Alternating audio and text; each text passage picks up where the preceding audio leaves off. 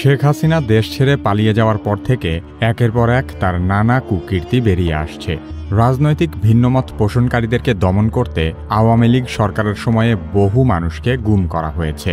যে গোপন কারাগারে গুম করা হতো সেই জায়গাটার ছদ্মনাম হল আয়নাঘর।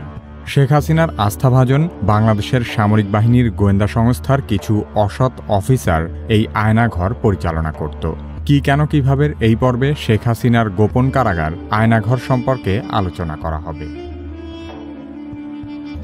বাংলাদেশের প্রতিরক্ষা বাহিনীর গোয়েন্দা সংস্থা directorate general of forces intelligence বা ডিজিএফআই হিসেবে পরিচিত।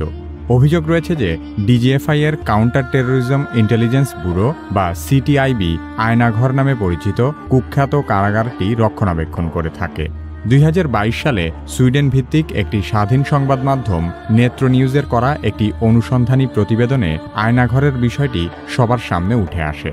সেখান থেকেই দেশের মানুষ জানতে পারে যে বিভিন্ন সময়ে বলপূর্বক গুমের শিকার ব্যক্তিদেরকে আয়নাঘরে আটক করে নির্যাতন চালানো হতো।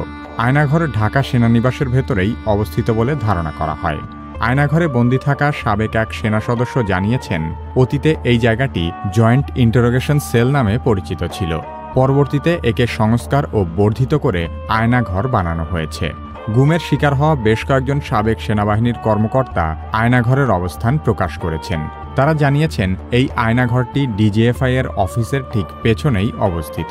এখানে কমপক্ষে 16টি কক্ষ রয়েছে, যেখানে একসাথে 30 জনকে বন্দী করে রাখা যায়। আয়নাঘরের দায়িত্বে থাকা কয়েকজন সামরিক কর্মকর্তা গোপন এই কারাগারের ছবিও প্রকাশ করেছেন। এসব ছবি দেখলেই বোঝা যায় গোপন এই কারাগারে কাউকে বন্দী করা কতটা অমানবিক। এখানে বহু লোককে বিনা বিচারে বছরের পর বছর, এমনকি যুগের পর যুগ আটকে রাখা হয়েছে। আয়নাঘরের বন্দীদের একজন বলেন, এসব কয়েদখানার দেয়ালে বহু লোকের নানা রকমের আর্তনাদ খোদাই করে লেখা আছে। কত লোককে যে এখানে ধরে নিয়ে যাওয়া হয়েছে তার কোনো ইয়ত্তা নেই। সবাইকে যে এখানে দীর্ঘ সময় বন্দী করে রাখা হয় এমনও নয়। অনেককেই ছেড়ে দেওয়া হয়েছে, আবার অনেককে এখান থেকে হত্যাও করা হয়েছে। আয়নাঘরের বন্দীদের নির্যাতনের কথা শুনে যে কোনো হৃদয়বান ব্যক্তির মনে হবে এমন অমানবিক পরিবেশে দীর্ঘদিন বন্দী করে রাখার চেয়ে কাউকে হত্যা করাও অনেক ভালো।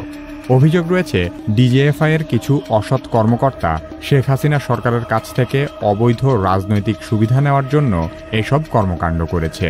আওয়ামী লীগ সরকার ক্ষমতায় থাকাকালীন বিচার বহির্ভূত হত্যা, নির্যাতন এবং জোরপূর্বক গুমের অভিযোগগুলো বরাবরই অস্বীকার করে এসেছে।